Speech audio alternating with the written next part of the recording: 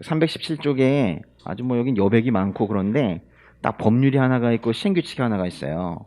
근데 이거 두 개를 묶는 거가 의미가 있다는 판단을 제가 했어요. 예. 247조는 내용이 제목은 검사 장소입니다. 근데 잘 보세요. 1항은 검사는 장치 장소에서 한다. 검사 장소죠. 다만 수출물품은 장치되어 있는 장소에서 한다. 검사 장소죠. 다만 효율적인 검사를 위할 때에는 보세구역에 반입해서 검사한다. 검사 장소죠. 그래서 1항과 2항은 다 검사 장소예요. 근데 3항 보세요. 3항은 지정장치가 세금검사장 아닌 경우 수수료 납부하라. 신고인이 운영인과 다른 보세창고와 수출품인 경우에는 수수료가 없다. 그러니까 여기 있는 것들 요 4개 이외의 것들의 경우에는 수수료가 있다는 거예요. 이건 검사 장소가 아니잖아요. 그렇죠? 3항의 제목은 뭐예요? 검사 수수료라고 할 수가 있죠. 그런데 이게 시행규칙으로 가보니까 시행규칙 78조는 다 검사 수수료예요. 그렇죠? 그래서 검사 장소와 검사 수수료를 써라라는 게 그냥 이 두 조를 그냥 연결시키려는 게 아니라 그 247조 3항에서 이렇게 넘어온 거예요. 그러니까 슬쩍 검사 수수료로 연결이 된 거야. 그러니까 두 개를 묶는 거는 억지는 아닌 것 같아요. 그렇죠? 의미가 있단 말이에요. 검사 수수료를 보니까 계산식이 있어요. 기본 수수료에다가 실비 상당액을 더해요. 기본 수수료는 말 그대로 기본료예요. 근데 시간당 얼마 이렇게 돼 있어요. 시간당 기본 수수료 2,000원 곱하기 시간이에요. 이건 다 시간 개념입니다. 1시간 검사했으면 2,000원, 2시간 검사했으면 4,000원 이렇게 되는 거예요. 예. 그걸 뭘 봤냐, 그쵸? 예, 근데 거기다가 플러스 실비 상당액, 이거는 얼마나 멀리 가서 검사하느냐에 따라 달린 거예요. 실비 상당액, 세관과 검사 장소와의 거리 등을 고려해서 관성장이 정하는 금액, 이겁니다. 그래서 기본료에다가 실비가 붙어요. 그런데 이제 2항과 3항과 4항을 보니까 이게요, 좀 내용이 좀 비슷한 건 좀 있어요. 요 세 개를 보니까. 어떤 개념인가? 보세요. 어떤 특별한 상황에서 이 수수료를 달리 지금 계산을 하고 있는데, 보세요. 제1항의 경우 수입하주와 검사의 시기, 장소가 동일한 거. 지금 뭐가 같냐면 수입하주와 검사의 시기와 검사 장소가 같아요. 결과적으로 이게 하나다, 이게 동일하다. 이럴 때에는 한 건으로 하자는 거죠. 수입하주 등이 동일하면 한 건으로 하자는 거예요.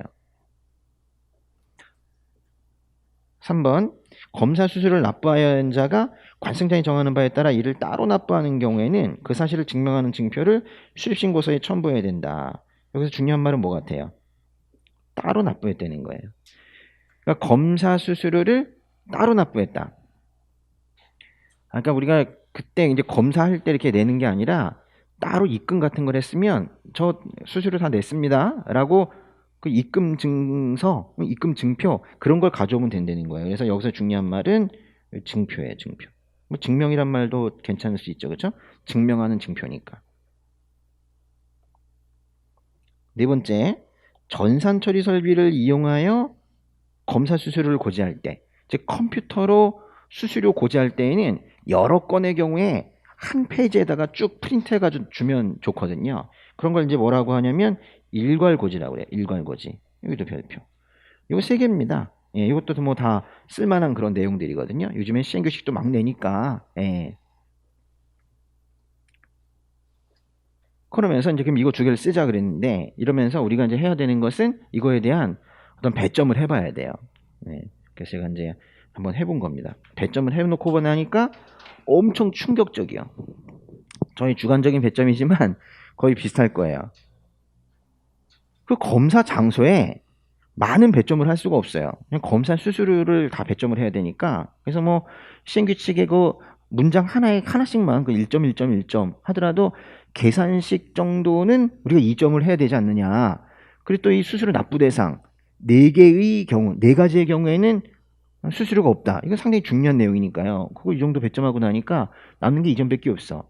그래서 결과적으로 보니까 검사 장소에 2개는 각각 1점밖에 배점이 안 되는 거예요. 그래서 문제를 만들고 그거에 대한 배점까지 해봐야 문제를 어디를 포인트를 써야 될지 알 수 있는 거죠.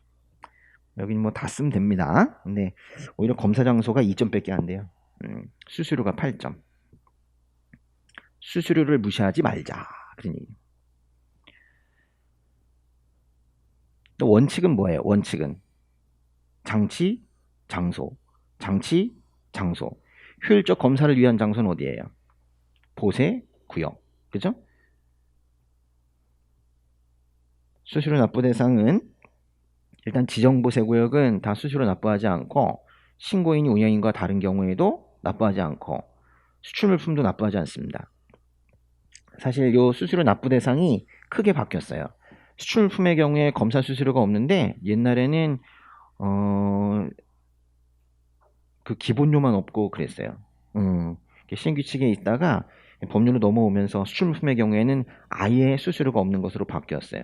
최근 얘기입니다. 다. 그리고 보세요. 요 3, 4, 5번은 제가 이렇게 써놨는데 이렇게 묶어보시면 제목을 달기를 이렇게 했단 말이에요.